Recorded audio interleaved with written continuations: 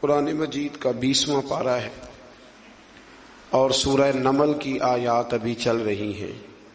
اللہ تبارک و تعالیٰ نے استفہامیہ انداز میں پوچھا ہے، سوالیہ انداز میں پوچھا ہے۔ جب انسان الف اللہ سے جڑتا ہے زندگی بدل جاتی ہے۔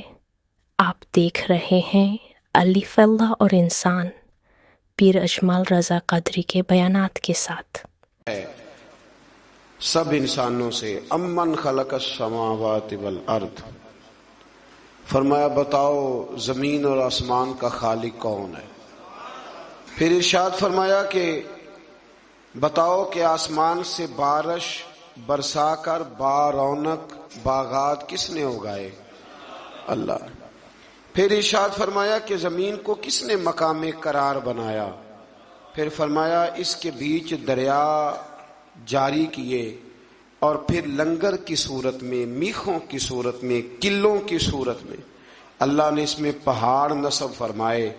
پھر ارشاد فرمایا مبتلائے مصیبت کی فریاد کو کون سنتا ہے؟ اللہ۔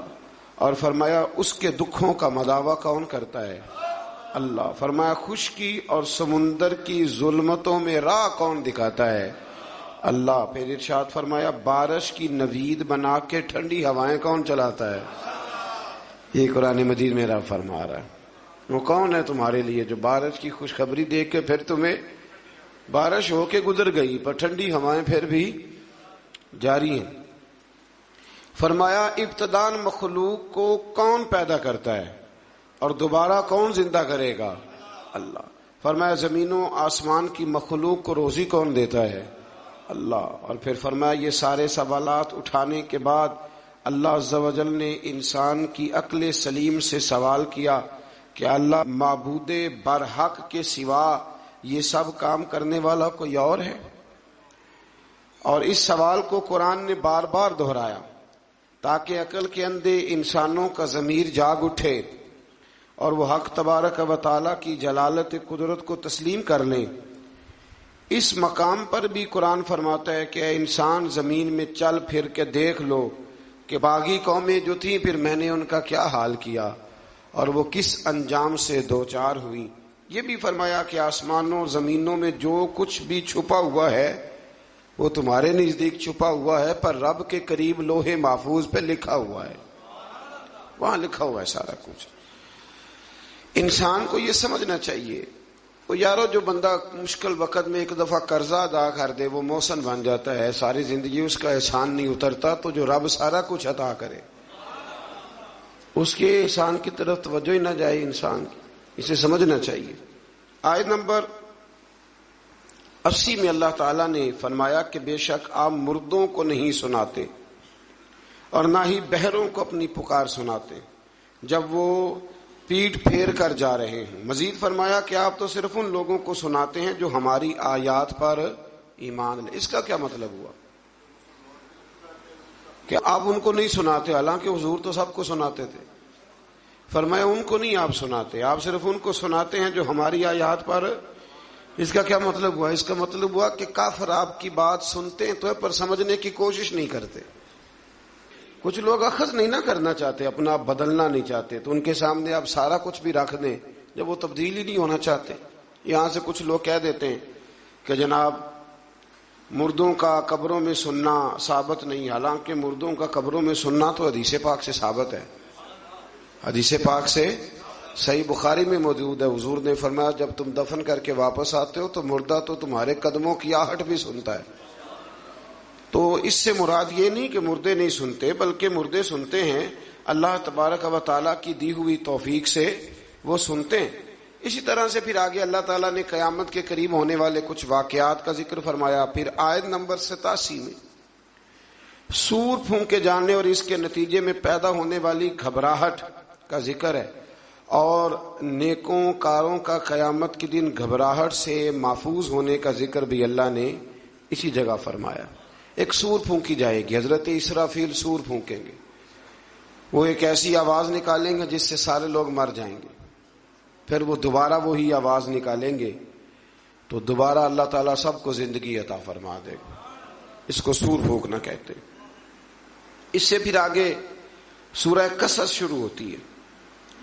سورہ قصص میں اللہ تبارک و تعالی نے توحید و رسالت، حیات بعد الموت جیسے عقائد اور اصول کو بیان فرمایا ہے۔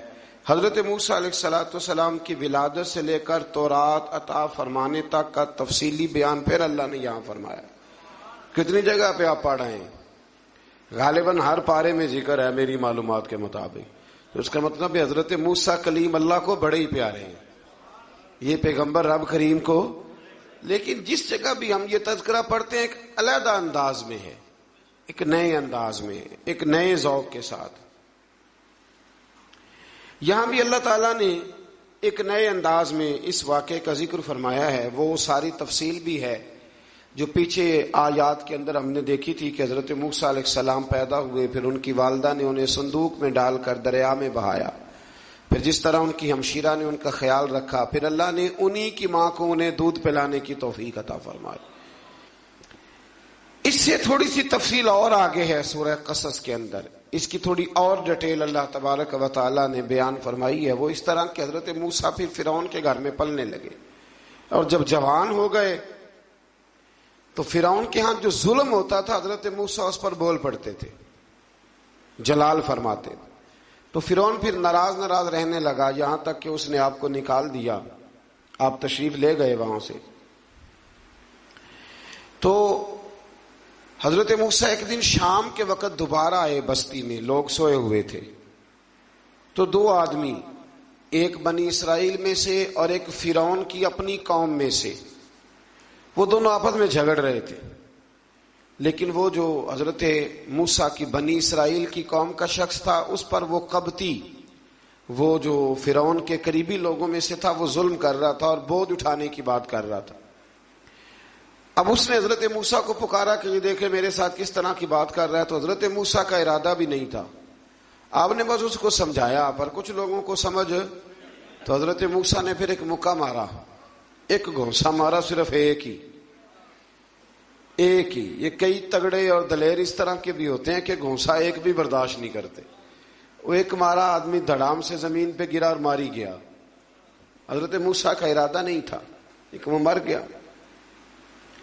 حضرت موسیٰ علیہ السلام نے اس بات پر اپنے رب سے استغفار بھی فرمائی۔ قرآن کہتا ہے کہ انہوں نے معافی چاہی کہ اللہ میرا ارادہ نہیں تھا۔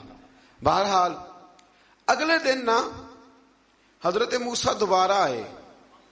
وہ سنا کرتے تھے نا ہم کہ بیوقوف دوست سے عقل مند دشمن بہتر ہوتا ہے۔ وہ کم از کم دشمنی تو عقل مندی سے کرتا ہے نا، لیکن جو بیوقوف دوست ہو بیوقوفی۔ حضرت موسیٰ دوبارہ آئے تو وہ بنی اسرائیلی اگلے دن کسی اور سے جھگڑا کر رہا تھا، پھر اس نے مدد کے لیے پکارا تو حضرت موسیٰ کہنے لگے مجھے لگتا یہ ہے کہ تیری عادت ہے، تو خود بڑا جھگڑالو ہے، تو نے روز نیا جھگڑا شروع کیا ہوتا ہے۔ حضرت موسیٰ جب اس کی طرف بڑھے نہ ڈانٹنے کے لیے تو اس نے شور کرنا شروع کر دیا، کہنے لگتا ہے جس طرح آپ نے اسے کل قتل کیا تھا مجھے بھی قتل ہی کریں گے۔ یہ انسانوں کا مزاج ہے، اللہم صلی علی محمد اور ذرا وعلی آل محمد كما صليت على إبراهيم اس نے کہا ڈھونڈو پکڑو اور وعلى کسی نے آپ کی خبر دی کہ آپ آل یہاں سے ہجرت کر رہے ہیں، إبراهيم اس لیے کہ آپ کے لیے یہاں حالات درست۔ اور بھائی یہ چھوڑ دیا کریں بات فلاں کہ آپ نے فلاں جگہ حالات کیسے خراب ہوئے، تو نبی کریم علیہ السلام مکہ چھوڑ کے کیوں آئے؟ اللهم بارك على محمد وعلى آل محمد كما باركت على إبراهيم وعلى آل إبراهيم ضروری ہے کہ بیوی غلط ہوتی ہے تو طلاق ہوتی ہے۔ اللہ کے محبوب إنك حميد ابو لہب کے دو بیٹوں نے طلاق بھیج دی، کس کی غلطی تھی؟ تو آپ کیا کہہ سکتے ہیں یہاں کیوں طلاق؟ تو اتنی جلدی بات تھوڑی کر دیں گے آپ، تھوڑی احتیاط فرمائیں بولنے میں۔ تو حضرت موسیٰ علیہ السلام وہاں سے نکلے اور آپ مدین کی طرف چلے گئے. مدین وہ علاقہ تھا جہاں فرعون کی حکومت کوئی نہیں تھی. حضرت موسیٰ جیسے ہی وہاں پہنچے تو ان کے اندر ایک جذبہ تھا, ظلم ہوتا نہیں دیکھ سکتے تھے. جب وہاں پہنچے تو انہوں نے دیکھا لوگ اپنے اپنے جانوروں کو گھاٹ پہ پانی پلا رہے ہیں اور 2 خواتین ہیں وہ بالکل پیچھے کھڑی ہیں. تو حضرت موسیٰ کلیم آگے بڑھ کے کہنے لگے تم کیوں نہیں پانی پلاتی؟ تو وہ کہنے لگی ہمارا بھائی کوئی نہیں, باپ ہمارا بوڑھا ہے. اللہ اکبر. مجبوری یہ ہے, ہم ہیں بھی پردہ دار گھرانے کی, مجبوری ہماری یہ ہے کہ جب تک یہ سارے لوگ پانی پلا نہیں لیں گے اتنی دیر تک ہماری باری نہیں آئے گی. تو حضرت موسیٰ کلیم اللہ علیہ السلام فرمانے لگے اچھا یہ بات ہے تو جانور مجھے دو. وہ ہو یہ رہا تھا کہ چونکہ مرد پانی پلا رہے تھے تو اور جتنے بھی مرد آتے جاتے تھے وہ گھستے جاتے تھے اور عورتیں بیچاری کھڑی تھیں. حضرت موسیٰ جھٹ سے آگے بڑھے, پیچھے ہٹو.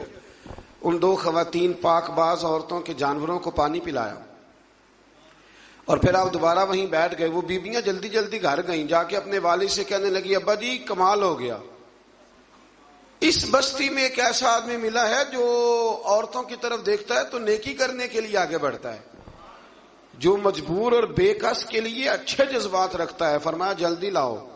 کچھ مفسرین اور طرف بھی گئے ہیں لیکن جمہور نے لکھا ہے کہ وہ حضرت شعیب علیہ السلام تھے.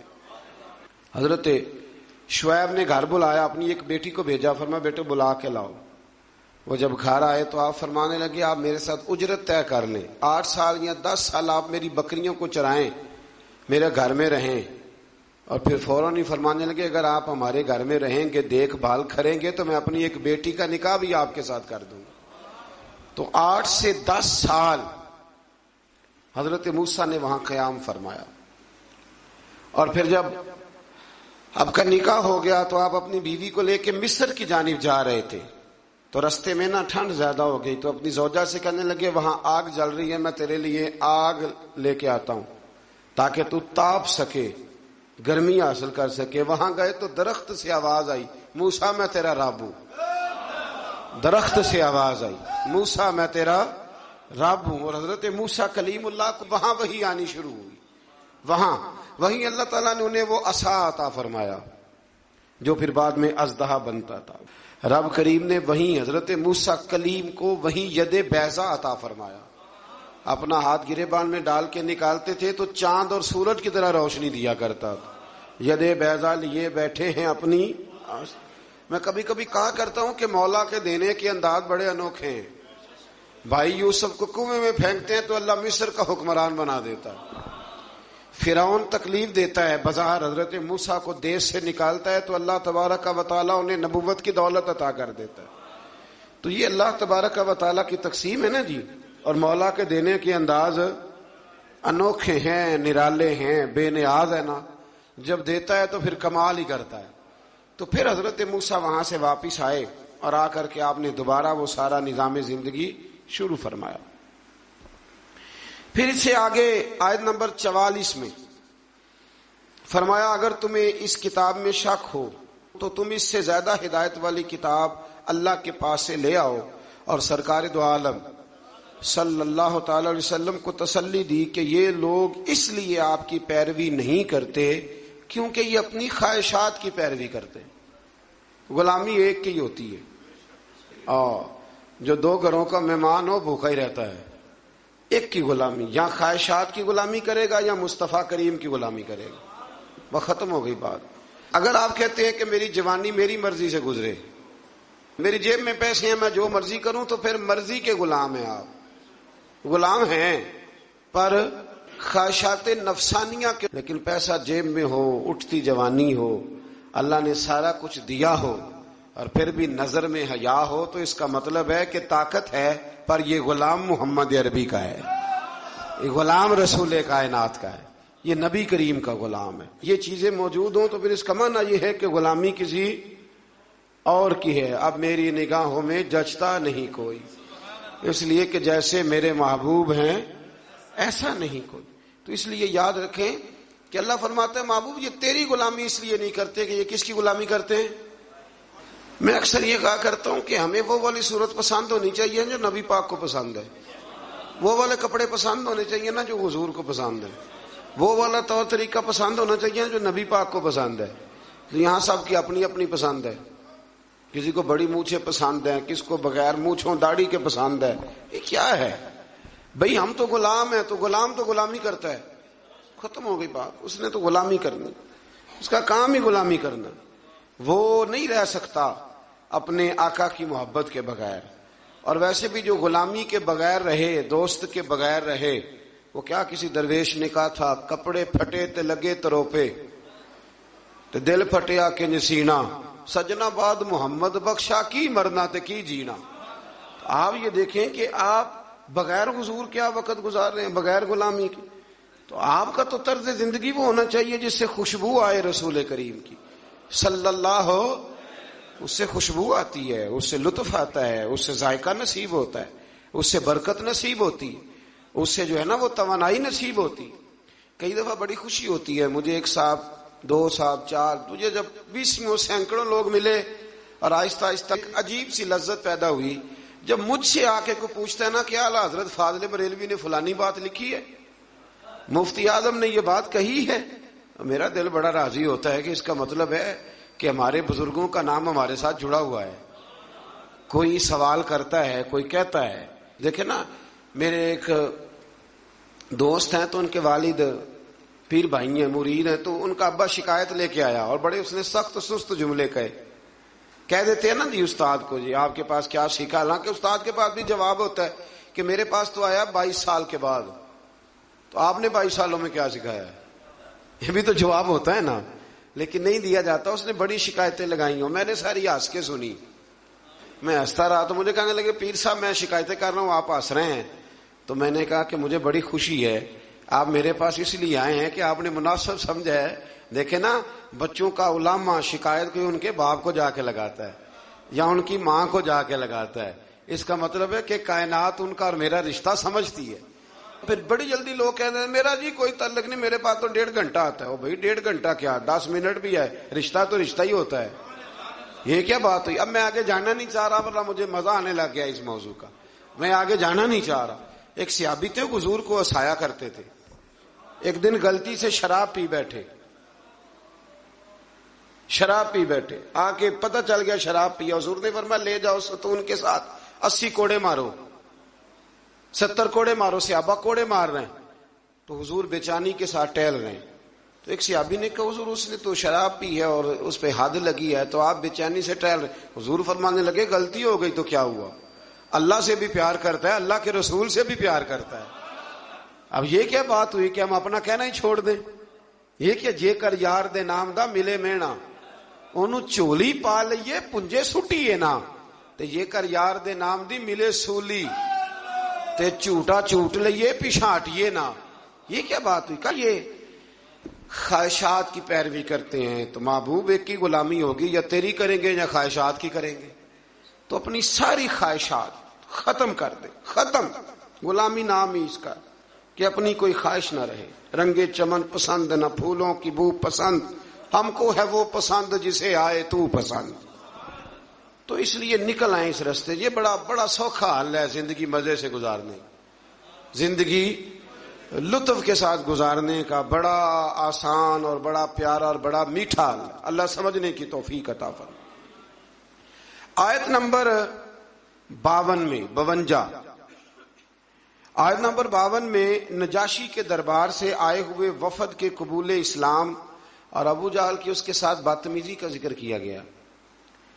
وہاں سے نجاشی کے دربار سے کچھ لوگ آئے. جب حضرت جعفر طیار نے وہاں جا کے قرآن مجید سنایا تو رو رو کے ان کی آنکھیں تار ہو گئیں. 7ویں سپارے میں میں تفصیل بیان کر آیا ہوں. وہاں سے کچھ لوگ کلمہ پڑھنے آئے تو نبی پاک صلی اللہ علیہ وسلم کے سامنے آ کے جب انہوں نے کلمہ پڑھا نا، یہ بڑی قابل غور بات ہے، آپ نے اس بات کو سمجھنا ہے. اس کے کئی پہلو ہیں جو توجہ کے قابل ہیں. انہوں نے آ کے کلمہ پڑھا تو ابو جہل ان سے کہنے لگا کہ ہم قریب رہتے ہیں، اگر معاذ اللہ تعالیٰ کوئی چیز اچھی نظر آتی ہوتی تو ہم نہ کلمہ پڑھ لیتے، تو اتنی دور سے آگے کلمہ پڑھ رہے ہو. پھر بدتمیزی کی، ان کے ساتھ برا بھلا کہا، انہیں تکلیف دی. تو وہ جاتی دفعہ پتہ کیا کہہ گئے؟ وہ کہنے لگے ہدایت تو رب دیتا ہے، ہدایت تو اللہ دیتا ہے. یہ تو اللہ دیتا ہے. دیکھیں نا یہ جو دیا ہوتا ہے نا اس کے بالکل نیچے اندھیرا ہوتا ہے. اب دیے جلتے نہیں تو نوجوانوں کو تو بالکل نہیں نہ پتا. اب تو موم بتی پچھلے کچھ سالوں میں تو شارٹ ہو گئی تھی, تو اب تو میرے خیال ہے بننی بھی ذرا کام ہو گئی ہے. تو جو دیا ہوتا ہے نا اس کے بالکل نیچے, کبھی غور کیا آپ نے, اس کے بالکل نیچے کیوں؟ اس لیے کہ نیچے والے نیچے سے نکلنا نہیں چاہتے. وہ اگر نیچے سے نکل کے سائیڈ پہ کھڑے ہو کے روشنی کی زیارت کریں تو انہیں بھی ہدایت مل سکتی ہے. لیکن وہ کہتے ہیں جی ہم تو نیچے ہیں. وہ جو بیت اللہ شریف کے بالکل پاس رہتے ہیں وہ نہیں طواف زیادہ کرتے. بالکل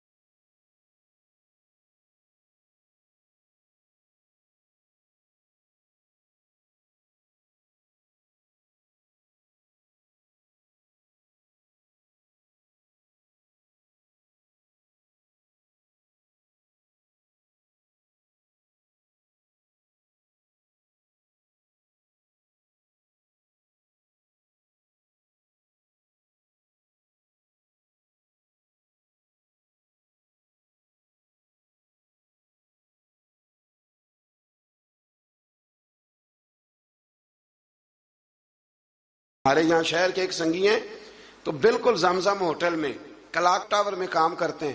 میں نے ان سے کہا کہ نماز کا وقت ہو گیا. میں نے کہا چلے؟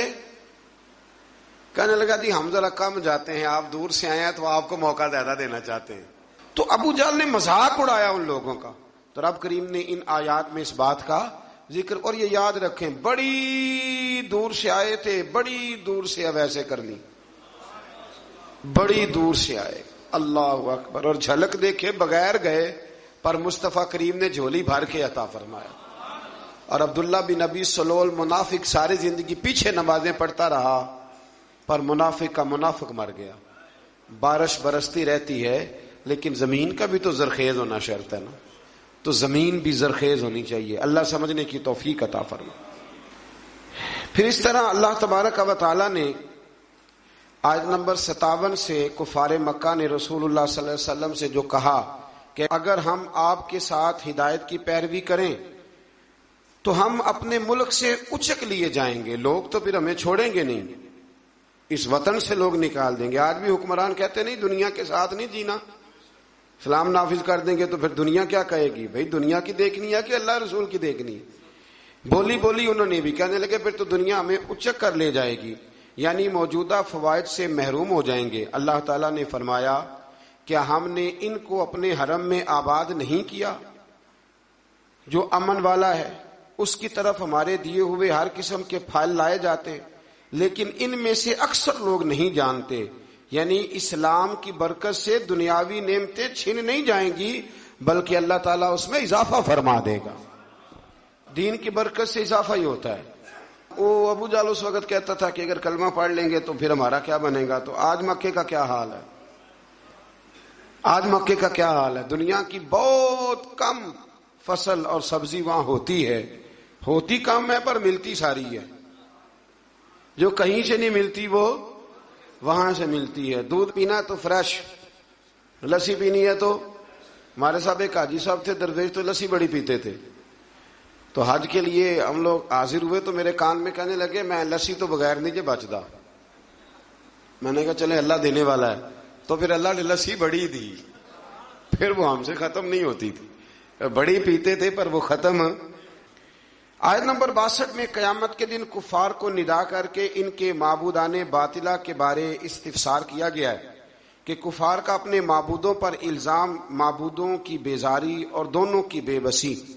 فرشتوں کے اس سوال کے جواب میں خاموش رہنے کا بیان ہے کہ تم نے اپنے رسولوں کو کیا جواب دیا. آیت نمبر 68 میں اللہ تعالیٰ کے خالق ہونے، عالم الغیب ہونے اور معبود برحق ہونے کا بیان۔ عالم الغیب کون ہے؟ اللہ۔ اللہ کے علاوہ کوئی عالم الغیب، علم غیب ہے رسولوں کے پاس، لیکن عالم الغیب اللہ۔ یہ یاد رکھیں، لوگ دھوکہ دیتے ہیں لفظ بول کے۔ آیت نمبر 71 میں پھر اللہ تعالیٰ نے استفہامی انداز میں اپنی قدرت اور جلالت کی طرف متوجہ فرمایا کہ اگر وہ قیامت کے لیے مسلسل رات کا سلسلہ جاری رکھے تو تمہارے لیے روشنی کون لے کے آئے، اور اسی طرح اگر اللہ تعالیٰ مسلسل دن بنا دے تو رات کو سکون تمہیں کون دے؟ بس کیا تم سنتے نہیں، سوچتے نہیں، اور کیا تم سمجھتے یہ اللہ نے دن بھی تمہارے لیے بنایا ہے اور رات کا سکون بھی تمہارے لیے۔ پھر آیت نمبر 76 سے نا قارون کا ذکر ہے۔ قارون حضرت موسیٰ کا قریبی رشتہ دار تھا، پہلے آسمانی کتابیں جانتا تھا، سمجھتا تھا، نیک تھا، لیکن پھر اللہ نے اسے دولت عطا کر دی۔ دولت سب کے لیے اچھی نہیں ہوتی، کچھ لوگ نہیں ہضم کر پاتے۔ ایک حدیث پاک ہے، نبی کریم علیہ السلام نے فرمایا اگر اللہ کچھ لوگوں کو دولت دے دے تو وہ سرکش ہو جائے۔ ہاں، کچھ لوگ ایسے ہیں جن کے پاس اگر دولت ہو تو عیاش ہو جائے، جانے وہ کیا کچھ کر ڈالے۔ ہر ایک کے لیے اچھی نہیں ہوتی۔ قارون کو دولت مل گئی، اتنا بڑا خزانہ تھا اس کے پاس کہ قرآن کہتا ہے کہ ایک جماعت مل کے صرف خزانے کی چابیاں اٹھاتی تھی۔ یعنی یہ معاذ اللہ کوئی گپ نہیں، یہ قرآن مجید نے بیان فرمایا ہے کہ ایک جماعت مل کے صرف خزانے کی۔ تو حضرت سیدنا موسیٰ علیہ السلام نے کہا زکوٰۃ دو۔ زکوٰۃ کے معاملے میں لوگ ہیل و حجت سے کام لیتے ہیں، غریب ہو جاتے ہیں، اور کچھ ایسے ہیں جو مسائل جاننے لگ گئے ہیں تو اب انہوں نے ایک اور معاملات کرنے شروع کر دیے۔ اگر گھر کے اندر 10 تولے زیور پڑا ہے تو 5 تولے کا اماں کو مالک بنا دیا، 5 کو بیوی کو مالک بنا دیا، تاکہ 7.5 تولے کی کوئی بھی مالک نہ رہے۔ گنجائشیں نکالتے، زکوٰۃ سے بچتے۔ اللہ تبارک و تعالی معاف کرے، بہانے بازی کرتے۔ اس کو کہا زکوٰۃ دو تو کہنے لگا آپ کی تو میرے مال پہ نظر ہے۔ آپ نے فرمایا تو بڑا بیوقوف ہے، مال تجھے اللہ نے دیا ہے نا۔ تو اللہ کے رستے میں تھے، یہ کام ذرا مشکل ہے۔ جب اس کو بار بار کہا تو اس نے نہ بجائے اس کے کہ وہ مال دیتا، اس نے حضرت موسیٰ پہ الزام لگا دیا، ایک عورت کو تیار کر کے لایا۔ یہ الزاموں والا کیس سنتے آ رہے ہیں آپ کہاں تک؟ حضرت یوسف پہ بھی لگا، جناب مریم پہ بھی لگا، حضرت سیدنا موسیٰ کلیم پہ بھی لگا، اور حضرت عیسیٰ پہ بھی سارے ہوئے نا الزامات۔ آپ کیا بات کرتے ہیں؟ الزام لگانا، بہتان ترازی کرنا، اور ہمارے یہاں اچھی بات دیر سے پھیلتی ہے، بری خبر وہ جلدی پھیل جاتی۔ ایک عورت کو تیار کر کے لایا معاذ اللہ تعالی حضرت موسیٰ پر الزام لگانے کے لیے، اور جب وہ بی بی آپ کے سامنے لا کے کھڑی کی تو حضرت موسیٰ نے جلال فرمایا، فرمایا تجھے قسم ہے اللہ کی عزت کی، سچ سچ بتا معاملہ کیا ہے۔ تو وہ خاتون کانپنے لگی، کہنے لگی میں موسیٰ کلیم کے سامنے کیسے کھڑی ہو سکتی، مجھے تو اس نے پیسے دے کے تیار کیا، مجھے اس نے مجھے پیسے دے کے تیار کیا ہے، اور بڑی اس نے مجھے تکلیف دی ہے، پیسے دے کے اس نے تیار کیا۔ یہ جب کہا تو حضرت موسیٰ علیہ السلام رونے لگے کہ تو سارا کچھ کرتا پر میری سفید چادر پہ داغ تو نہ لگانے کی کوشش کرے۔ آپ رونے لگے۔ آپ یقین کریں لوگ تکلیف دیتے ہیں، بعضوں کا ایسی بات کرتے ہیں جس کا کوئی وجود نہیں ہوتا، اور آپ کو نہ کردہ گناہ کی سوال کا جواب دینا پڑ جائے، کتنی مشکل ہوتی ہے۔ یعنی جو کام آپ نے کیا نہیں، اگر اس کا آپ سے سوال پوچھا جائے تو کتنا مشکل اور کٹھن مرحلہ ہوتا ہے۔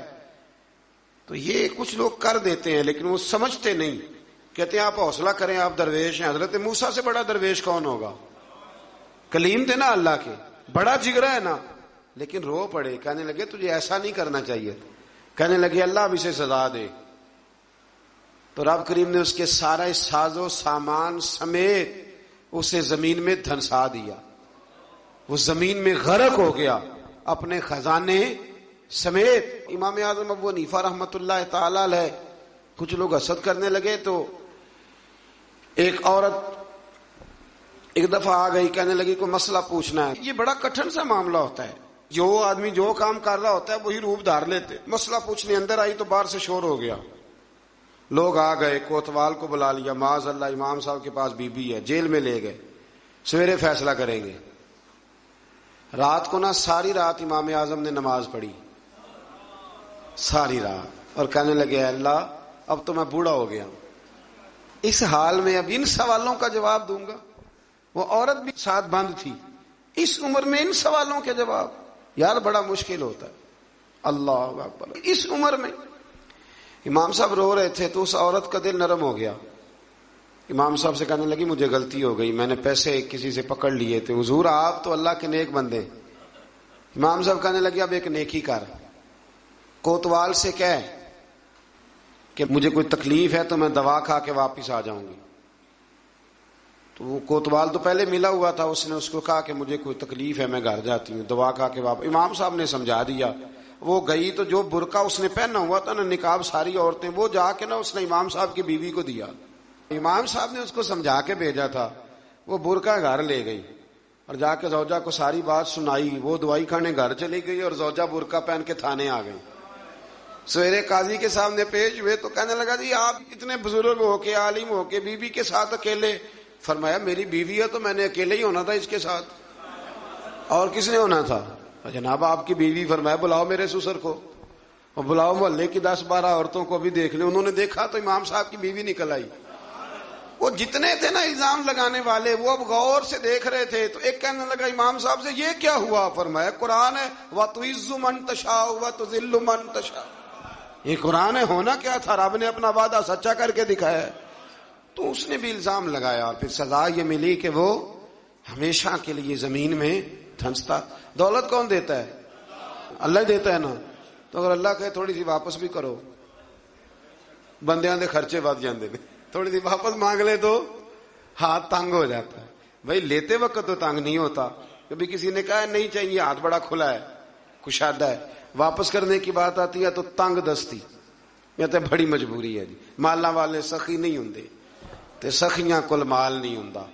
ایتھے اوتھے دوویں جہان نہیں، سخی کنگال نہیں ہوندا.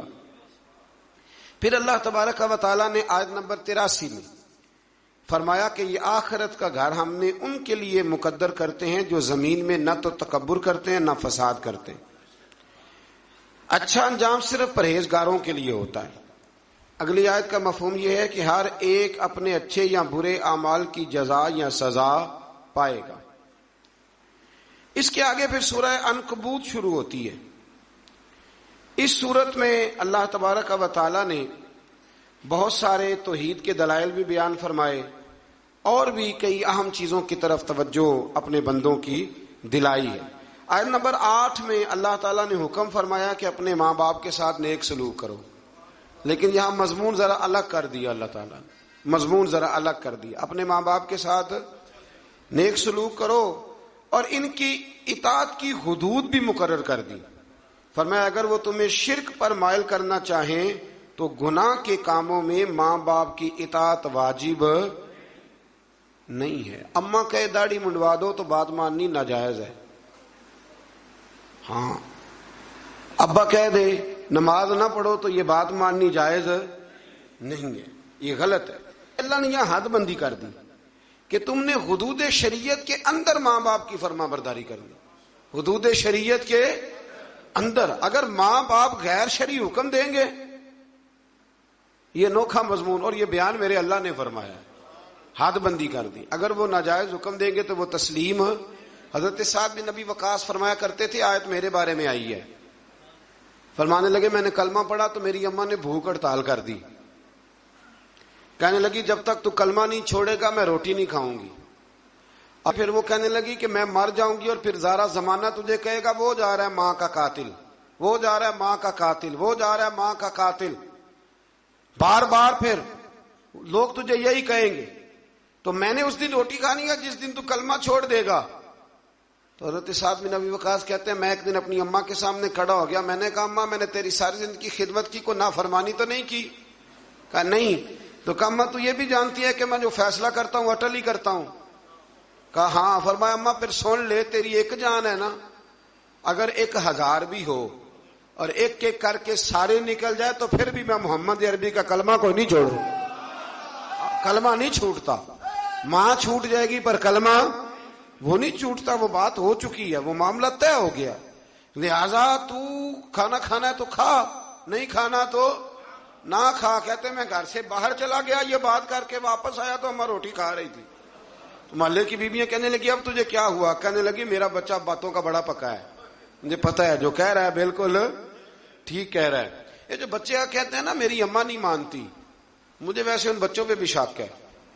بچے ناراض نہ ہو جائیں, ان کی اماں صرف ان باتوں پہ نہیں مانتی جن میں ان کا اپنا فائدہ ہوتا ہے. ایک سے میں نے کہا داڑھی شریف رکھ لو, کہنے لگا اماں کہتی ہے ابھی تیری عمر نہیں. میں کہ جا اماں کو لکھا کے لیا داڑھی دی کیڑی عمر ہوں, کہ لکھ کے دے کس عمر میں رکھنی چاہیے. جا آ جائے تو پھر منانی نہیں چاہیے, اس پہ استقامت اختیار کریں. اللہ توفیق عطا فرمائے.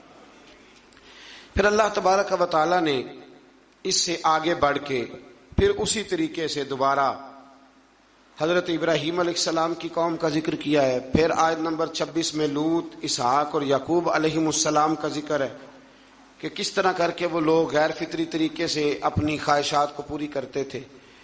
اللہ تبارک و تعالیٰ نے ان آیات میں بتایا کہ بالآخر اللہ تعالیٰ نے لوط علیہ السلام اور ان کی قوم اور ان کے جو اپنے تھے ان کو اللہ نے بچا لیا تھا. اور سمجھائی بات یہ ہے کہ کفر کے دور میں بھی جو لوگ نیکیاں کریں گے اللہ ان پہ فضل ضرور فرمائے گا, اللہ ان پر کرم ضرور. ہمارے پاس ایک بات ہے, مجھ سے بھی ایک صاحب نے پوچھی تھی. ایک دفعہ میں گیا ہوا تھا باہر تو کہنے لگے کفر کا علاقہ ہے تو اس میں نیکی کرنا بڑا مشکل ہے. تو میں نے کہا جب ابو بکر صدیق نیکی کرتے تھے سارے مسلمان ہی تھے, اللهم صل على محمد جس زمانے میں مولا علی شیر خدا سچ بول رہے تھے تو مکہ وعلى آل محمد كما صليت على إبراهيم پھر آیت نمبر 40 سے قرآن نے بتایا کہ ان میں سے بعض سرکش قوموں پر ہم نے پتھر بھی برسائے اور بعض کو چنگاڑ نے پکڑ لیا, بعض کو زمین میں پھنسا دیا, بعض کو سمندر میں غرق کر دیا. اللہ ان پر ظلم کرنے والا نہ تھا بلکہ یہ خود ہی اپنی جانوں پر ظلم کرنے والے تھے. پھر آخر میں اللہ تعالیٰ نے اہل کتاب سے بحث و مباحثہ اور مجادلے کے آداب اور اسلوب تبلیغ بتائی ہے کہ بڑی شائستہ صاف ستھرے لفظوں میں آپ نے کسی سے بات کرنی ہے. آپ کا لب و لہجہ گھائل کرنے والا نہ ہو, مائل کرنے والا, اچھے انداز, اچھے انداز. جب ہم کسی کو اپنے حق میں دلائل دیتے ہیں تو بڑے اچھے دیتے ہیں, اور جب اللہ رسول کے حق میں دیتے تو پھر بھی دلائل اچھے کرتے ہیں. اللہ تبارک و تعالیٰ سمجھنے کی توفیق عطا فرمائے.